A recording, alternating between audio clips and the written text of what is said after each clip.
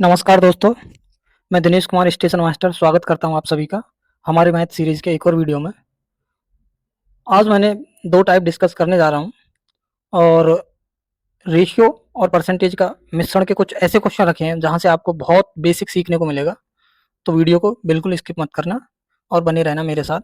चलिए हम क्वेश्चन की ओर चलते हैं। पहली जो टाइप होने वाली है हमारी परीक्षा पर उत्तीर्ण और अनुत्तीर्ण होने वाले क्वेश्चन रहेंगे। पहले एक बार क्वेश्चनों का ओवरव्यू करवा देता हूं मैं आपको। इसमें दो टाइप के क्वेश्चन बनते हैं। पहला क्वेश्चन अभी हम पढ़ेंगे, मेरे साथ क्वेश्चन को पढ़ेंगे। एक छात्र को उत्तीर्ण होने के लिए 40% अंक प्राप्त करने होते हैं। वह 67 अंक पाता है और 13 अंकों से फेल हो जाता है। अधिकतम अंक क्या होंगे?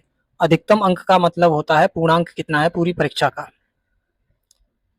यहाँ क्वेश्चन को अगर मैं शॉर्टकट में ब्रीफ में बताऊं तो एक मिनिमम नंबर है जो ना पासिंग मार्क्स कहेंगे हम, जो कि 40% वैल्यू है।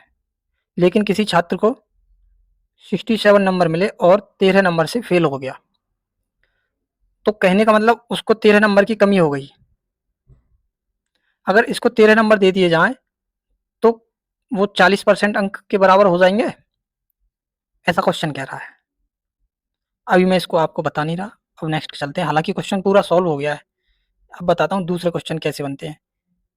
ये क्वेश्चन मैंने ही सेट किए हैं तो ये क्वेश्चन पढ़ रखा है, ये सेम क्वेश्चन है। अब दूसरे टाइप के क्वेश्चन एक बार मैं आपको पढ़वाता हूँ। तीसरा क्वेश्चन भी सेम है। दूसरे टाइप का ये क्वेश्चन है। एक परीक्षार्थी को किसी परीक्षा में 20% अंक प्राप्त हुए और वह 30 अंकों से फेल हो गया, किंतु यदि वह 32% अंक प्राप्त करता तो न्यूनतम उत्तीर्णांक से 42 अंक अधिक प्राप्त होते। उत्तीर्णांक उत्तीर्णांकों की प्रतिशतता ज्ञात करें। उत्तीर्ण होने वाले अंकों। दूसरा क्वेश्चन ये, यहाँ मान लीजिए ये बाउंड्री हो गई पासिंग मार्क्स की। छात्र को शुरू में कम परसेंटेज मिले और वो पासिंग मार्क्स से कम रह गया। अगले स्टेप में कुछ परसेंटेज ज़्यादा लाता है और पासिंग मार्क्स से भी ऊपर चला जाता है। बस अब यहाँ पे उत्तीर्ण अंकों की संख्या पूछे या अधिकतम अंकों की संख्या पूछे। यहाँ से दो टाइप के ये क्वेश्चन बनते हैं। टाइप एक है, दो बातें इसमें पूछी जाती हैं। अब सीधा क्वेश्चन को कैसे सोल्व करेंगे इसकी ओर चलते हैं। देखिए, पासिंग मार्क्स क्वेश्चन में दिए हैं 40%। कहा है अगर वह 67 अंक पाता है और 13 अंकों से फेल हो जाता है, अधिकतम अंक क्या है? मैंने कहा 40% है हमारे पासिंग मार्क्स या मिनिमम मार्क्स, पास होने के लिए अंक। 67 प्राप्त करता है और 13 अंकों से फेल हो जाता है। अगर मैं 13 अंक इसको दे दूं तो ये पास होने के लिए अंक हो जाएंगे। तो 40% की वैल्यू बनती है 67 और 13 अंक मिलने के बाद ये हो जाएंगे 80। 40% की वैल्यू बनती है 80 अंक। क्वेश्चन सॉल्व हो गया। अधिकतम अंक क्या होते हैं? हमेशा 100%। तो एक हमें लिंक मिल गया कि 40% होते हैं 80, तो 1% क्या हो गया? 2 अंक। और 100% कितना हो जाएगा? 200 अंक। यही आंसर है। अगर समझ में नहीं आया तो मैं दूसरा क्वेश्चन बता रहा हूँ। वैसे तो काफ़ी ईजी है समझना, लेकिन दूसरा क्वेश्चन देखेंगे और आ जाएगा समझ में। मेरे साथ क्वेश्चन को पढ़ेंगे। एक उम्मीदवार को किसी परीक्षा को उत्तीर्ण करने के लिए अंक 40% प्राप्त करने जरूरी हैं। मान लीजिए एक बाउंड्री है और यहाँ से पास होने के लिए आपको 40% अंक चाहिए। अगर यहाँ से पीछे रह जाते हैं तो आप फेल, और आगे जाने पे पास। छोटा सा डायग्राम है, अच्छा लगेगा देखने में। आगे, यदि 220 अंक प्राप्त करने वाला उम्मीदवार 20 अंकों से अनुत्तीर्ण। 220 अंक मिले हैं लेकिन 20 अंक फिर भी कम है, ठीक है। इसका मतलब यहाँ बाउंड्री पर आने के लिए उसको कितने अंक चाहिए? 240। समझ रहे हैं आप? और परसेंटेज वैल्यू में क्या कहा है कि 40% अंक चाहिए बस बाउंड्री तक पहुंचने के लिए। और 220 पाने के बाद 20 कम पड़ गए तो इसका मतलब 240 चाहिए बाउंड्री पहुंचने के लिए, परसेंटेज में 40। अधिकतम अंक क्या थे? अधिकतम का मतलब 100% क्वेश्चन में अंक पूछे हैं। देखिए 40 बराबर 240% बराबर 240, तो 1% बराबर कितना हो जाएगा? 40 से कितनी बार कट जाएगा? 6 बार। 1% बराबर 6, तो 100% बराबर 600। बस इतनी कैलकुलेशन है इस क्वेश्चन में, ये रही। बाकी मैं समझाने के लिए आपको बताता रहूँगा। तो इस टाइप का एक बात पूछी जाती है इन क्वेश्चनों में। तीसरा क्वेश्चन सेम है, तो हम क्विकली इसको सॉल्व कर लेंगे। किसी परीक्षा में उत्तीर्ण होने के लिए विद्यार्थी को 36% अंक आवश्यक प्राप्त करने हों चाहिए। मान लीजिए ये है बाउंड्री और यहाँ की 36% अंक चाहिए। बाउंड्री से पीछे स्टूडेंट फेल और बाउंड्री से आगे पास। 190 प्राप्त करने वाला एक विद्यार्थी 35 अंकों से फेल। तो 190 प्राप्त हुए, 35 अंकों की कमी पड़ गई, फेल हुआ। अगर मैं इसको 35 अंक देता हूँ तो क्या ये बाउंड्री पे पहुंच जाएगा? आंसर है यस, दे दीजिए 35 अंक। तो परसेंटेज में 36% और अंक में 195 है ये, अच्छा 90, ठीक 90 और प्लस दे देते हैं 35 अंक। देखिए 5 9 और 3 12 हासिल का 1 और 225, 36% हो गया 225। उस परीक्षा के पूर्णांक 100% पूछा, तो 1% की वैल्यू 225 बट्टे 36, क्लियर। पूर्णांक 100% की वैल्यू 225 बट्टे 36 गुणा 100। काट लेते हैं इसको, 3 से काट लें, 3 से 12 बार और 3 से 225 कटेगा हमारा, 3 सत्ते 21 और 3 पंजे 15। इसको यहाँ काट लेते हैं 4 से, 4 से 3 बार 12 को काटेंगे और 4 से 25 चौका 100, 25 को काटेंगे, 100 को काटेंगे 25 बार। अभी हमारे सामने कैलकुलेशन में 75 गुणा 25 बटे 3, तो 3 से 75 को काट देंगे, अगेन कितना आया 25, और 25 गुणा 25 होता है 625।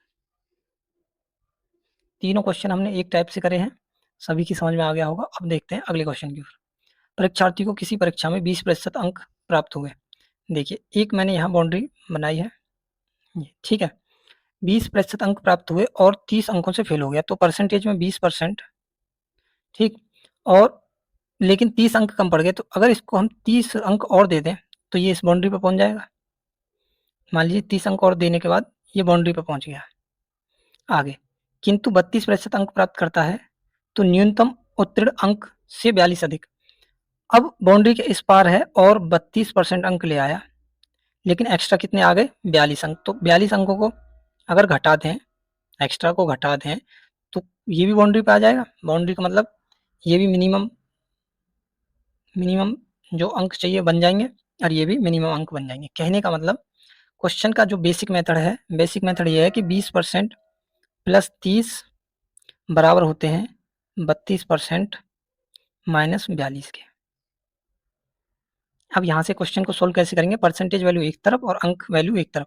अगर मैं 20% को इधर लेके आऊँ तो 32%, 20 प्लस के हैं बराबर के इस पार जाएंगे तो माइनस के हो जाएंगे, तो माइनस के 20%, 42 माइनस के हैं, 42 अगर उस पार जाएंगे बराबर के तो प्लस के हो जाएंगे, और इस पार हैं 30 प्लस के और 42 इधर आ गए तो 42 हो गए प्लस के, तो 30 प्लस 42 बराबर 32% माइनस 20%। 32 में से 20 घटा दें तो 12 बचेगा और 30 और 42 हो जाएंगे 72। ये था बेसिक मेथड। अब इस क्वेश्चन को डायरेक्ट करते कैसे, कुछ नहीं, डायरेक्ट ये याद करना आपको कि परसेंटेज 20 है तो इसके सामने 30 की कमी पड़ेगी, बस ऐसे जमाना है। 32% अधिक ले आया तो इसको एक्स्ट्रा ले आया 42। अब डायरेक्ट क्वेश्चन याद करना है कि इसको कैसे सॉल्व करेंगे, इधर वालों को घटा देंगे हम और इधर वालों को ऐड कर देंगे, बस देख लीजिए, घटाने का मतलब अंतर लेंगे। तो 12% बराबर होता है 42 और 30 72 के, 1% बराबर हो गया 12 छिक्का 72, 6 अंक के। क्वेश्चन में जो भी पूछा होगा सोल्व कर देंगे, जैसे कि उत्तीर्ण अंक प्रतिशतता या फिर पूर्णांक, पूर्णांक बराबर क्या, और कभी ये भी पूछ सकता है कि पास होने के लिए अंक कितने चाहिए, कुछ भी पूछ लेगा, हम आराम से निकाल लेंगे। या पास होने के लिए अंकों का प्रतिशत, देखिए उत्तीर्ण अंकों का परसेंटेज पूछा है हमें। अब एक बात बताएं कि अब पहले हम क्वेश्चन को सोल्व करते हैं कि पूछा क्या है। तो उत्तीर्ण अंक का परसेंटेज, उत्तीर्ण अंक परसेंटेज में पूछे हैं। अच्छा 1% होता है 6, और क्वेश्चन में 20% अंक लेके आया था पहले एक व्यक्ति, एक छात्र, और 30 अंकों की उसको कमी पड़ गई, जबकि 1% है 6 के बराबर, तो 30 अंक कितने के बराबर होगा 5% के। समझ पा रहे हैं, डायरेक्ट ही निकाल देंगे इसको। तो अच्छा, 20% अंक उसने प्राप्त करे थे और 5% की कमी हो गई, तो मिनिमम उत्तीर्ण होने के लिए अंकों का प्रतिशत कितना हो गया? 25। मैंने काफ़ी धीमे-धीमे बताया है, उम्मीद करता हूँ बिल्कुल समझ गए होंगे। अब क्वेश्चन को मैं इसी को और बढ़ा देता हूँ कि पूर्णांक पूर्णांक क्या है? अधिकतम अंक, जो कि कितना बनेगा? 100%। तो 1% बराबर 6, तो 100% बराबर 600। ठीक है?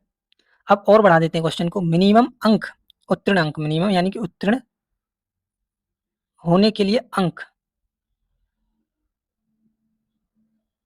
ठीक है? अब अंक पूछता है तो मैंने देखा कि 20% अंक लाने थे। अगर मैं 20% को अब मैं इस बार अंक में परिवर्तित कर देता हूँ, तो 20% बनेंगे, 1% बराबर 6, तो 20% बन जाएंगे हमारे 120। 20% बराबर 120 और 30 अंक कम थे उसके, प्लस 30 कर दें, तो इसका मतलब पास होने के लिए कितने अंक चाहिए? 150। अच्छा, ये परसेंटेज नहीं है, केवल 150। ठीक, लीजिए इसको। समझ पा रहे हैं? क्वेश्चन में जो पूछेगा हम निकाल देंगे। बड़े मैंने धीमे-धीमे बताया, ये मेथड आपके समझ में आ गया होगा। अब एक क्वेश्चन और देख लेते हैं सेम। देखिए, तिमाही परीक्षा में एक विद्यार्थी को 30% अंक प्राप्त हुए, वह 12 अंकों से अनुत्तीर्ण फेल हो गया। उसी परीक्षा में एक अन्य विद्यार्थी को 40% अंक प्राप्त हुए और उसी परीक्षा और उससे उत्तीर्ण होने के लिए अपेक्षित न्यूनतम अंक से 28 अंक प्राप्त हुए। उस परीक्षा का पूर्णांक। अब मैंने कहा कि क्वेश्चन को हमें एग्जाम अप्रोच क्या रहेगी, कैसे करना है, तो 30% के सामने लिख देंगे 12 अंक। ये क्या हुआ, मैंने डिटेल में पिछला क्वेश्चन समझा दिया है। एग्जाम अप्रोच क्या रखेंगे हम? 30% के सामने 12, 40% के सामने कितने एक्स्ट्रा लेके आया है? 28। 28 कर दें, इनका अंतर लेंगे, अंतर। अंतर में माइनस का चिन्ह नहीं आता है, कुछ भी छोटा कुछ भी बड़ा हो। तो अंतर आया 10% और इधर से जोड़ना होता है। दोनों बार 12, अच्छा ये 28 है, ये 28। ठीक, कुछ भी लिख जाता है हाथ से कभी-कभी। तो 28 और 12 होते हैं 40। ठीक है? 10% हो गया 40। क्वेश्चन में पूछा है परीक्षा का पूर्णांक, क्या पूछा है? 100%। ठीक है? 10% हुआ 40, तो 100% बराबर कितना हो जाएगा? 0 यहाँ बढ़ेगी तो 0 इधर भी बढ़ जाएगी 400 की। तो 100% हुआ 40, हाँ, 10% हुआ 40, तो 100% हो जाएगा 400। ठीक है? इसमें 2 टाइप का क्वेश्चन पूछे जाते हैं, बिल्कुल ईज़ी क्वेश्चन है, ईज़ी मेथड है। स्टूडेंट कब फँसता है? उसने अगर ना पढ़ा हो। अब चलते हैं आगे, जो पढ़ लिया, जो समझ लिया उसके लिए ईज़ी बन जाएगा, नहीं पढ़ा वो बहुत हार्ड रहेगा, चाहे बोर्ड मास का ही क्वेश्चन आ जाए। अब चलते हैं अगले क्वेश्चन की ओर। एक परीक्षा में किसी प्रत्याशी ने, परीक्षार्थी होगा, चलिए, 30% अंक प्राप्त किए, वह 6 अंकों से फेल हो गया। अन्य परीक्षार्थी, परीक्षार्थी बोलेंगे इसको, ने 40% अंक प्राप्त किए और पास होने वाले न्यूनतम अंकों से 6 अंक अधिक ले आया। तो देखिए फास्ट से करेंगे, 30% के आगे भी 6 है और 40% के आगे भी 6 है। अंतर लिया जाए तो 10% आया और इनको ऐड किया जाए तो 12 आया। क्वेश्चन में देखें क्या पूछा है? अधिकतम अंक 10% बराबर 12, तो 100% बराबर क्या हो जाएगा? बोलो, 120। लो, ठीक है, चलिए नेक्स्ट। राम अपने वेतन के 14% की बचत करता है, जबकि श्याम 22% की बचत, दोनों का वेतन समान, और श्याम 1540 रुपये की बचत करता है। राम की बचत कितनी है? बेसिक क्वेश्चन है, बस परसेंटेज वैल्यू का यूज़ किया है। वो हमने 4 से 5 क्वेश्चन जो सॉल्व किए हैं वो टाइप वहीं खत्म हो गई है। ये बेसिक क्वेश्चन रखा है, बेसिक अंडरस्टैंडिंग बनाने के लिए। ठीक? अब मैं इसको पहले लेंथी तरीके से बताऊँगा, वही शॉर्ट है, वही लेंथी है। बस समझने के लिए ज़्यादा डाटा लिखना पड़ेगा। राम अपने वेतन के 14% की बचत करता है, श्याम 22%। अगर राम और श्याम की, ये लिखा मैंने बचत, तो परसेंटेज वैल्यू में लिखी जाए तो राम 14%, श्याम 22% की बचत। यदि दोनों के वेतन समान और श्याम की बचत 1540 रुपये। अच्छा, लिंक मिल गई, क्वेश्चन सोल्व हो गया। क्वेश्चन में हमें दिख रहा है श्याम की बचत कितनी है? 22%। और क्या दिख रहा है क्वेश्चन में कि श्याम की ही बचत 1540 रुपये है। दो वैल्यू मिली हुई है हमें, तो 1540 22% के बराबर है। चलिए फिर इसी लिंक से सोल्व करते हैं। 1% की वैल्यू कितनी हो जाएगी? दोनों के वेतन समान है, इसका मतलब दोनों को 100% जो वेतन मिल रहा है दोनों का समान है। राम की बचत कितनी है? अच्छा, राम की बचत कितनी है? तो राम की बचत 14% है, 22% की वैल्यू हमें ये दे रखी है, तो क्वेश्चन ने पूछा ही केवल 14% है। तो हम ना 100 निकालेंगे ना कुछ और निकालेंगे। क्वेश्चन ने 14% बचत पूछी है, तो 1% बराबर हुआ 1540 बटे 22, ठीक है। और 14% बराबर क्या हुआ, मल्टीप्लाई हो जाएगी 14 की, तो 11 से कट रहे हैं, 22 से भी कट जाएगा 1540। पर मान लीजिए आपको नहीं ज़्यादा याद, तो धीमे धीमे काटेंगे। 1540 बट्टे 22 मल्टीप्लाई 14, तो 11 से काट लेते हैं। देखिए 11 एकम 11 होता है, बच्चे 4 44 हो गया, 11 चौक 44 और 1 जीरो, 11 दूना होते हैं 22। कोई भी काट लो, दोनों तरफ 14 है, तो कोई भी वैल्यू काट लो, इसको काट लेते हैं, ठीक है। तो 14 गुणा 7 क्या होता है,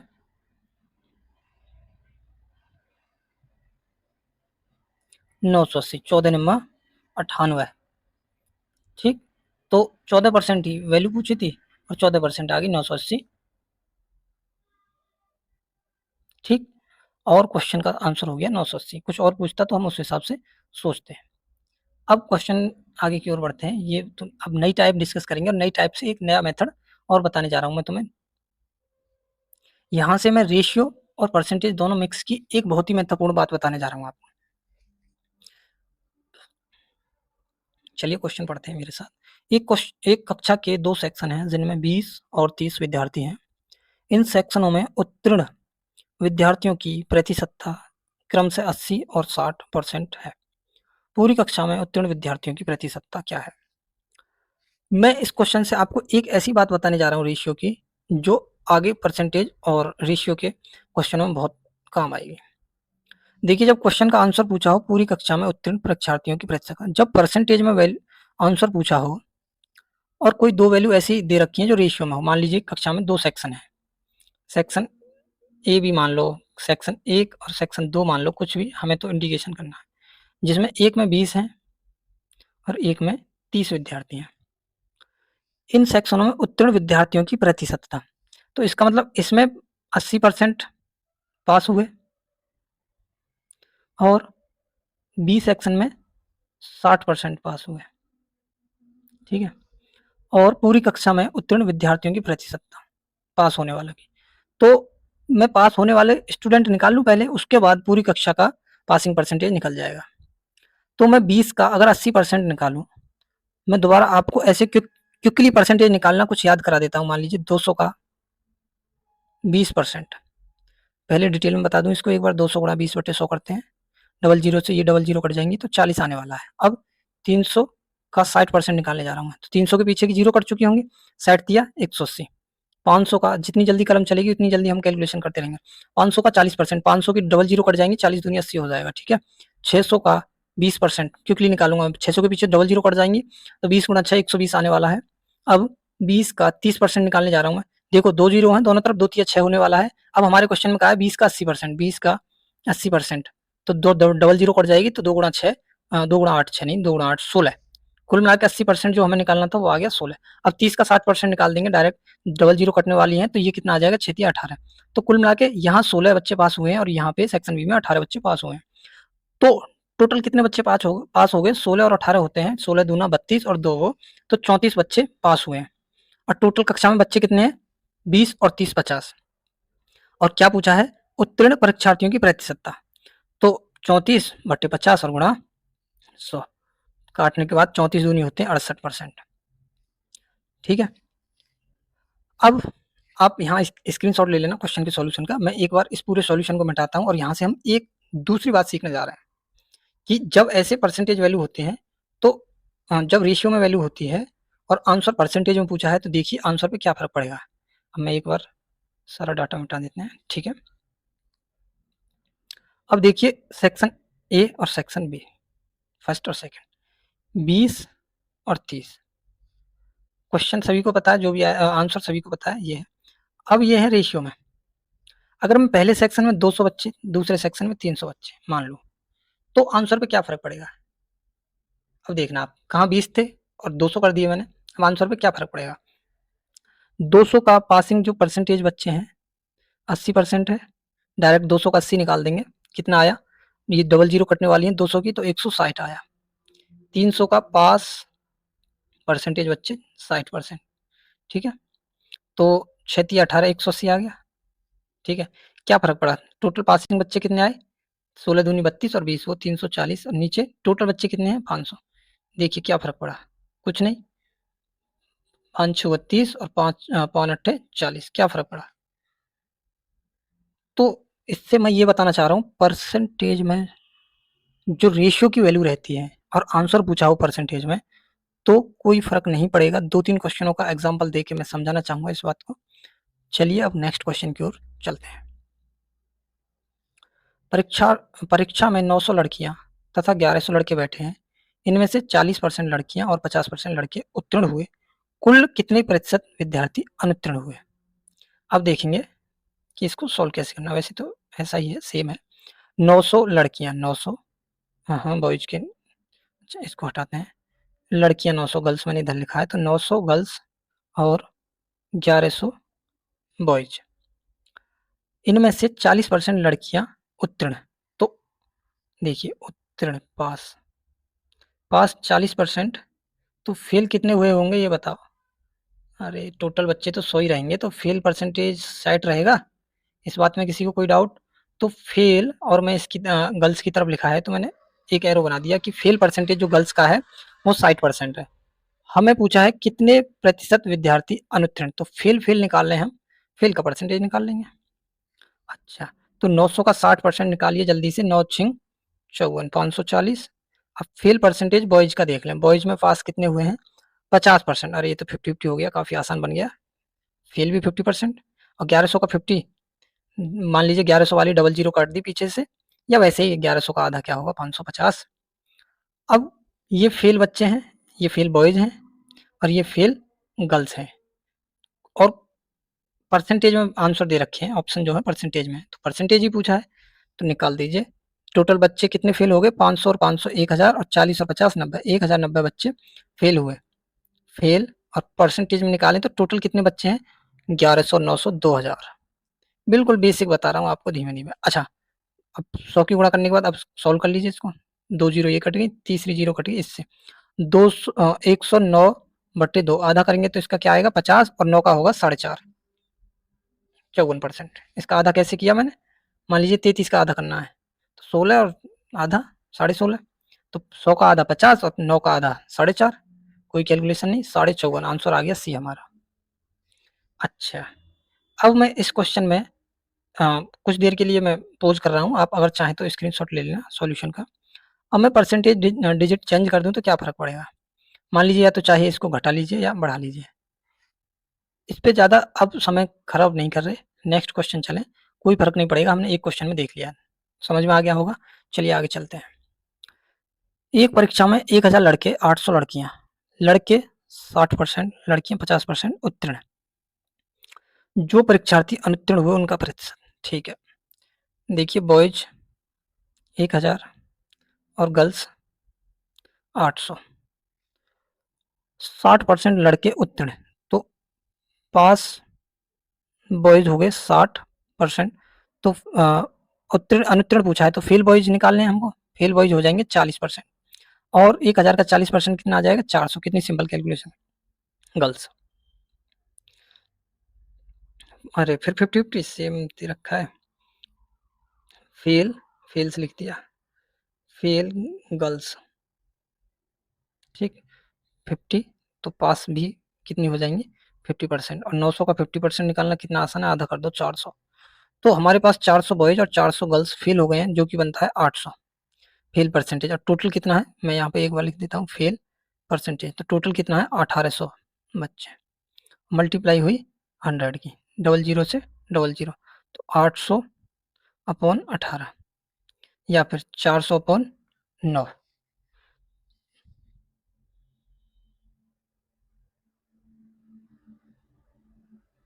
तो कितना आ जाएगा, ये आ जाना चाहिए 9 चौक होते हैं 36, फिर 40 हो गया, 9 चौक 36, फिर 40 पॉइंट लगता है तो 4 4, समझ रहे हैं परसेंटेज में आंसर भी।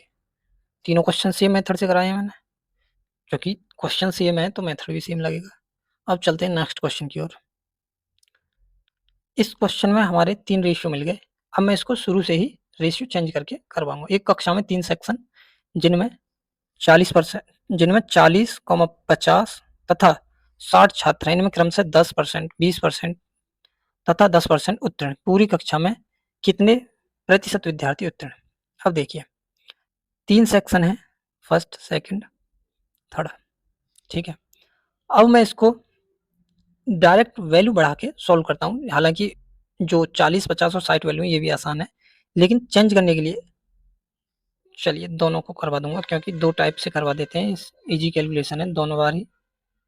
40, 50, 60 पूरी कक्षा में उत्तीर्ण पूछे हैं, तो पहले का 10%,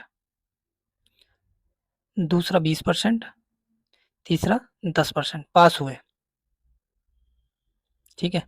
तो 40 का 10 4, 20 का 50 का 20, 10 स्टूडेंट और 60 का 10% 6। तो पास स्टूडेंट कितने हो गए? 4 और 14 और 6 20, 20 स्टूडेंट पास हुए हैं। तो पासिंग का परसेंटेज कितने आ गए? टोटल बच्चे हैं देखिए 40, 50 और 60। तो 40 और 50 90 और 60 150। क्लियर? तो पासिंग परसेंटेज आया 20/150 और मल्टीप्लाई में 100। पास ये परसेंटेज। तो 50 से दोनों को काटूं तो 50 दूनी 100, 50 थी 150। 40/3 का मतलब होता है 14 पॉइंट, नहीं 13 पॉइंट, 13 सही 1/3। क्लियर? अब मैं यहीं से इसको 400 रख लेता, इसको 500, इसको 600। चाहे तो एक जीरो या दो जीरो और भी आप बढ़ा सकते हैं, फर्क कुछ नहीं पड़ेगा। बस मैं आपको सॉल्व कर देता हूँ जल्दी से। 10%, 20%, 10%, ये हमें जरूरत पड़ती है अगर कोई कैलकुलेशन सही नहीं बैठ रही हो। तो 40 का 10% आया, 400 का 10%, 40 का नहीं, 400 का 10% आया 40, 500 का 20% आया 20 पंजे 100 और 600 का 10% आया 60।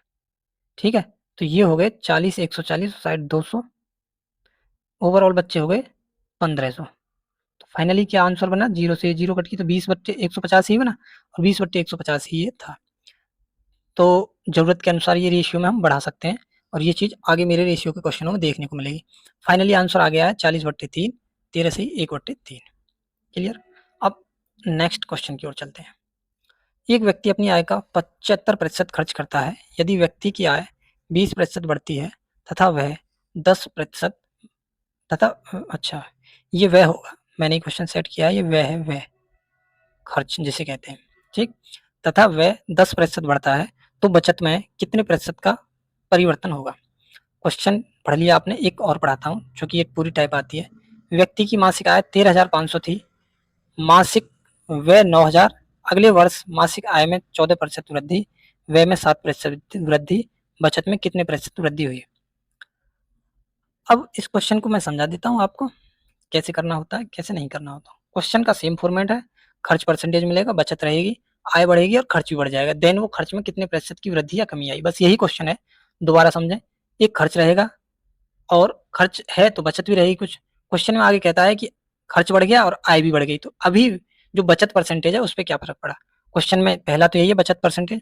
अब इसको करते कैसे हैं, देखिए बचत और खर्च, भाई जितना बचा लिया और जितना खर्च कर दिया दोनों को जोड़ दें तो आय बनता है। आय में से खर्च और बचत, यही तो दो पॉइंट है। तो अगर 75% खर्च हुआ 75, तो बचा कितना होगा 25, तो आय कितनी हो गई 100। अब मैं यहाँ से ये रेशियो में है, तो अगर मैं इसको काट दूं 1 और 75 हो गया, 25 थी 75 3, तो आय कितनी बची? हो गई 4। अगर मैं इसको 100 की 1 की जगह 100 और 3 की जगह 300, तो आय कितनी होगी 400। बस देखिए क्वेश्चन कितना पूरा चेंज हो गया। अब क्या हुआ है, ये तो पहला सेंटेंस कह रहा है 75% खर्च के बाद। अब यदि व्यक्ति की आय में 20% बढ़ती है, तो 400 का 20% निकाल दिए, चुटकी में निकालेंगे, 400 का 20 80 हुआ, तो आय कितनी हो गई 480। ठीक है, 400 का 20% मैंने बढ़ोतरी कर दी, समझ पा रहे हैं इस बात को? 480 हो गई होगी आय। आगे व्यय 10% बढ़ता है, व्यय कितना है? व्यय होता है खर्च, खर्च को व्यय कहते हैं, व्यय हिंदी शब्द है, खर्च को व्यय कहते हैं। व्यय कितना बढ़ा 10%, तो 300 का अगर 10% बढ़ाऊं तो कितना होगा? 300 का 10% 30, तो ये हो जाएगा 330। आगे क्वेश्चन में कहा बचत में कितने प्रतिशत वृद्धि हुई, तो पहले हम बचत तो देख लें कितनी हुई। 480 आय हो गई है, 380 खर्च कर दिए, तो व्यय कितनी बची? 480 में से 330 जीरो, 8 में से 3 गया तो 5, और ये हो गया 150। तो बचत आज कितनी है 150, पहले कितनी थी 100, तो बचत में कितनी वृद्धि हो गई? बचत में वृद्धि हुई 50 की। परसेंटेज में दिया है तो 100 से अगर कोई वैल्यू 100 की वैल्यू 50% वृद्धि है, तो अपने आप में ये कितना आ जाएगा? 50% आंसर। समझ पाए? 25 को मैंने 1 में कन्वर्ट किया, 1 3 में, और इसको 100 और 300 में बना दिया। 25 से भी हो जाता, लेकिन पॉइंटों में कैलकुलेशन चलती है। समझ पा रहे हैं मैंने कैसे इसको थोड़ा आसान बनाने की कोशिश करी और बना दिया। अब नेक्स्ट क्वेश्चन देखते हैं। एक व्यक्ति की मासिक आय 13,500 थी, मासिक आय, तो यहाँ पे आय, ठीक है, बराबर होता है व्यय या खर्च, और बचत। क्वेश्चन में हमको दी है आय है 13,500 और खर्च है मासिक खर्च 9,000, तो बचत कितनी होनी चाहिए? 4,500 ही बनेगी। 9 और 4 13, 4,500। ठीक है, बचत कहाँ से निकाली यार? आय ये है, खर्चा 9,000 कर रहा है, तो बचत 4,500 होगी। इसमें किसी कोई डाउट नहीं होना चाहिए। आगे क्वेश्चन में कहा है आय 14% बढ़ गई, व्यय 7% बढ़ गया है, बचत में कितने प्रतिशत वृद्धि हुई? अच्छा, अब देखें, मैं आपको एक बात बताऊं, हालांकि अगर आप इस कैलकुलेशन से भी करेंगे 13,000 से 9,000, 4,500 से सॉल्व हो जाएगा, बिल्कुल हो जाएगा, अगर आप कैलकुलेशन गलत ना करें तो। पहले मैं इजी तरीके से बना दूं, देखो 4,500 और 4,500 से 4,500 में एकम 4,500 और 4,500 दूनी होते हैं 9,000, तो ये रेशियो क्या आया? 1:2। जब बचत 1 और खर्च 2, तो आय कितनी बन जाएगी? 3। समझ पा रहे हैं? अब 3 की जगह मैं इसको 300 कर दूं, 2 की जगह 200 कर दूं, 100 की जगह 1 की जगह 100 कर दूं, क्वेश्चन बन गया वेरी इजी। आगे आय में 14% की वृद्धि, तो 300 का 14% अगर मैं वृद्धि करूं तो 14 तिया होते हैं 42, तो आय कितनी बन जाएगी? 342। आगे व्यय में 7% वृद्धि, 7%, ठीक है, तो 200 का 7% होता है 7 दूनी 14, तो 214। आगे बचत में कितने प्रतिशत वृद्धि? अभी बचत 100 है, तो देख लें बचत अभी, पहले बचत 100 थी, तो अब करंट में कितनी बचत हो गई? तो 342 रुपये कमा रहा है, 214 खर्च हो रहे हैं, तो बचत देखते हैं। देखो 12 में से 4 घटाएंगे तो 8, यहाँ हो गए 3, 3 में से 1 गया तो 2, और 3, 3 में से 2 गया तो 1, कितना? 128। पहले बचत कितनी थी? 100 रुपये, आज कितनी है? 128 रुपये। बढ़त कितने की है? 28 की। अगर 100 से 28 रुपये की बढ़त है, रुपये में है अभी तो 100 से 28 की बढ़त है, तो परसेंटेज में भी 100 के मुकाबले लीजिए लिख के दिखाता हूँ, 28/100 गुणा 100, तो 28% की बचत में वृद्धि होगी। क्वेश्चन समझ पाए? इसलिए मैंने ये समझाया था, रेशियो में अगर संख्या बदल भी जाए तो आंसर नहीं बदलेगा परसेंटेज में। जो क्वेश्चन पूछा है परसेंटेज में, आंसर नहीं बदलेगा। मैंने ये मेथड आपको बढ़िया तरीके से और काफ़ी धीमे-धीमे समझाने की कोशिश करी है। आपकी 2 से 3 बार 4 बार पढ़ने के बाद पूरी कमांड बन जाएगी। चलिए नेक्स्ट चलते हैं क्वेश्चन की ओर। देखिए कैसी परसेंटेज वैल्यू दी है फ्रैक्शन में, और एक नॉर्मल है। अब कैसे करेंगे? इजी करने की कोशिश करते हैं इसको। व्यक्ति की आय 80%, आय का 80% खर्च कर रहा है, निर्वाह खर्च में वृद्धि होने के कारण उसके खर्च में 37 सही 1/2 की वृद्धि। उसकी आय में, गाइस 1 मिनट पानी पी ले, इतने आप क्वेश्चन पढ़ते रहिए। क्वेश्चन क्या कर रहा है?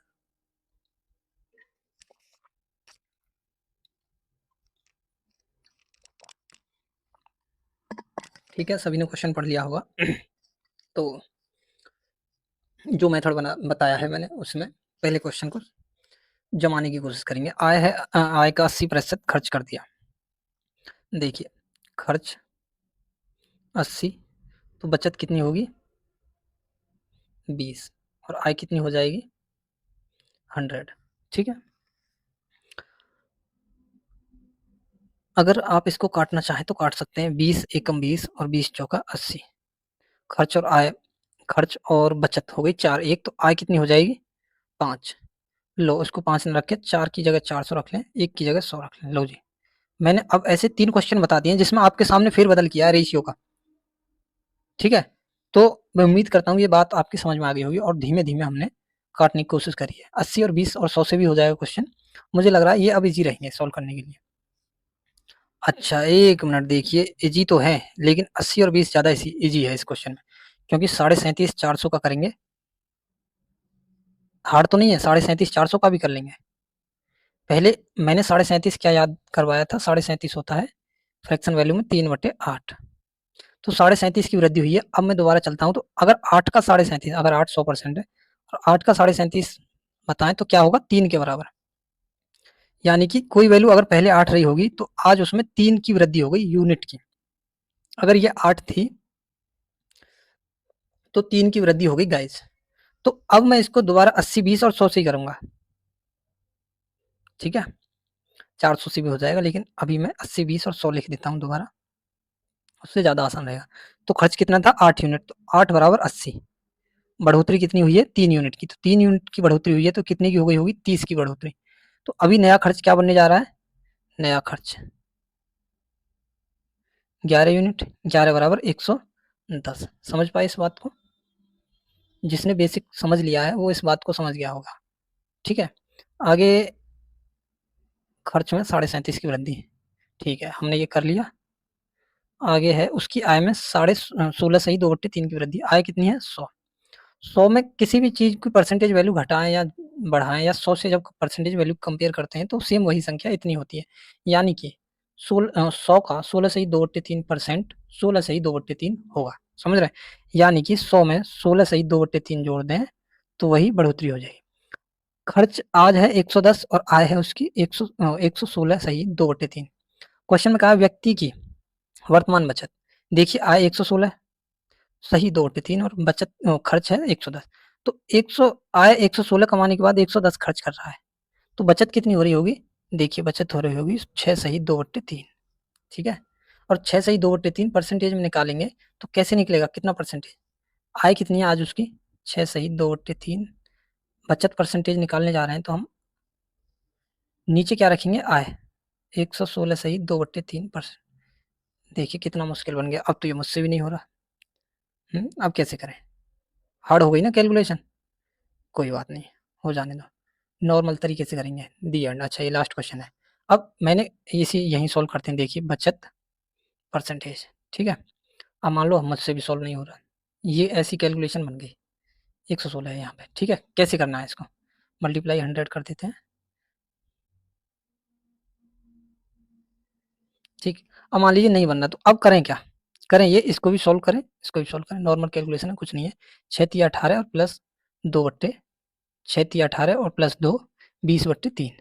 आगे 16 सही 2/3 का होता है, 116 का कितना हो गया, 3 गुना 100 का 3 300 और 16 3 48, यानी कि 348 और प्लस 2 350/3।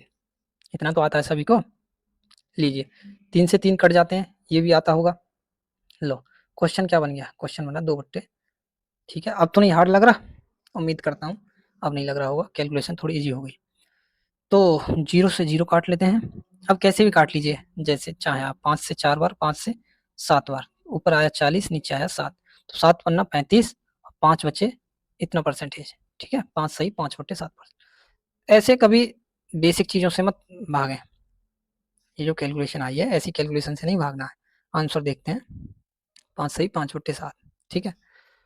तो मैंने आपको रेशियो और परसेंटेज दोनों का मिक्स कैलकुलेशन कैसे होती है, कैसे करनी है। और दूसरी बात, हमें क्वेश्चन पॉइंट टू पॉइंट पता रहना चाहिए कि किस क्वेश्चन में हमें कौन सा मेथड लगाना है और कौन सा नहीं लगाना। मान लीजिए अभी मैं 400 से करता हूँ तो लगभग सेम आएगा, कुछ फर्क नहीं पड़ेगा, लेकिन 400 से अब कैलकुलेशन बढ़ाने से कोई फायदा नहीं है।